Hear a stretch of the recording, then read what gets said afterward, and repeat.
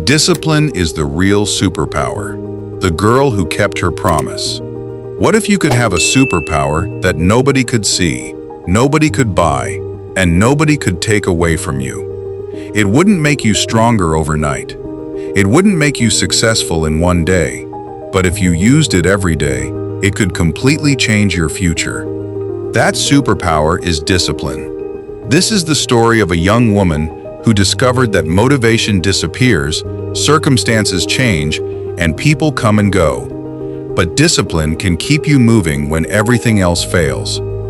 26-year-old Avery Collins lived in Phoenix, Arizona. She had a comfortable apartment, a decent office job, and enough money to pay her bills.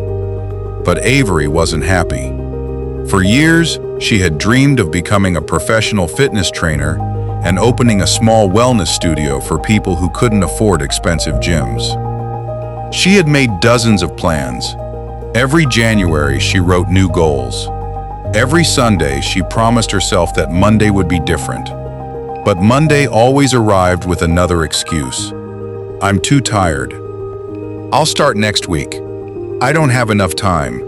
I need more motivation. Avery wasn't lacking dreams.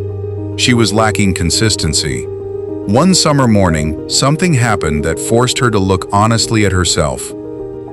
Her grandmother, Margaret Collins, came to stay with her for a few weeks.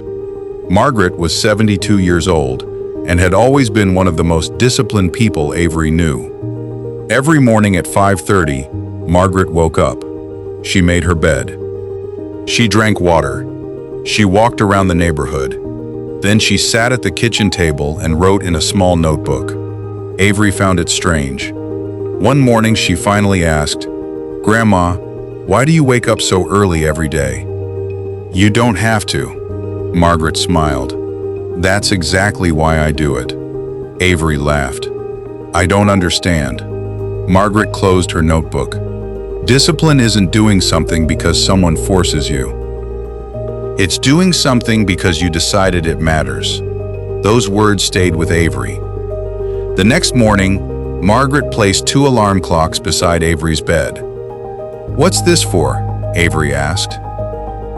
"You said you wanted to change your life." "I do." "Then stop making promises to your future self that your present self doesn't keep." Avery knew Margaret was right, so she made a simple promise. For the next 30 days, she would wake up at 6 a.m., exercise for 30 minutes, and spend 30 minutes learning about her future business. No complicated routine, no impossible schedule, just one promise. The first morning was difficult. Her alarm rang. Avery wanted to stay in bed. Her mind immediately offered excuses.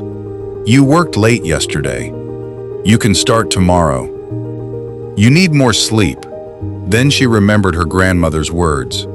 "Do what you decided, not what your mood tells you." Avery got up.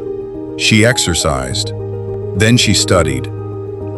The next day, she did it again. On the third day, she overslept. Instead of giving up, she exercised for 15 minutes after work. That was an important lesson. Discipline didn't mean never failing. It meant refusing to let one failure become a permanent excuse. Weeks passed. 30 days became 60. 60 became 90. Something unexpected happened. Avery didn't need motivation anymore. The routine had become normal. She stopped asking herself whether she felt like doing the work. She simply did it. During her lunch breaks, she researched business costs. On weekends, she visited small studio spaces. At night, she studied nutrition and personal training. She saved money instead of spending every paycheck. Slowly, the dream that once existed only inside her notebook began becoming real. Then came the hardest moment. Avery's company announced layoffs. Her position was eliminated. For the first time, fear took control. She had bills. She had rent. She had no idea how long it would take to find another job. Her old habits began calling her back. She could have spent the next few months complaining about bad luck. Instead, she opened her notebook. At the top of the first page, she wrote, "What can I control?" She couldn't control the economy. She couldn't control the layoffs. She couldn't control how quickly another company would hire her. But she could control her actions. So she created a schedule. Morning exercise. Midday, job applications. Afternoon, business research. Evening, online training. She followed that schedule every day. Some days brought rejection after rejection. Some applications received no response, but Avery kept moving. 3 months later, she received an unexpected opportunity. A local community center needed a part-time fitness instructor. Avery accepted immediately. She worked with older adults, beginners, and people who had never felt comfortable inside traditional gyms. She discovered something. She didn't just enjoy fitness. She loved helping people believe in themselves. The community center became the first place where Avery built a loyal group of clients. Within 2 years, she saved enough money to open her own small wellness studio. She named it Rise and Repeat. The name came from the lesson her grandmother had taught her. Fall, rise, repeat. The studio wasn't luxurious. It didn't have expensive equipment or fancy decorations, but it had something more important: consistency. Avery opened the doors every morning at 6 o'clock. She personally greeted every client. She trained beginners patiently. She kept learning. She kept improving. And slowly, the studio grew. One evening, a young woman named Sophie came in for her first training session. She looked nervous. "I've started exercising so many times," Sophie said. "I always quit." Avery smiled. "Then don't promise yourself you'll never quit again." Sophie looked confused. "Instead, promise yourself you'll return after a bad day. That's discipline, not perfection." Months later, Sophie was still coming. She wasn't the strongest person in the studio. She wasn't the fastest.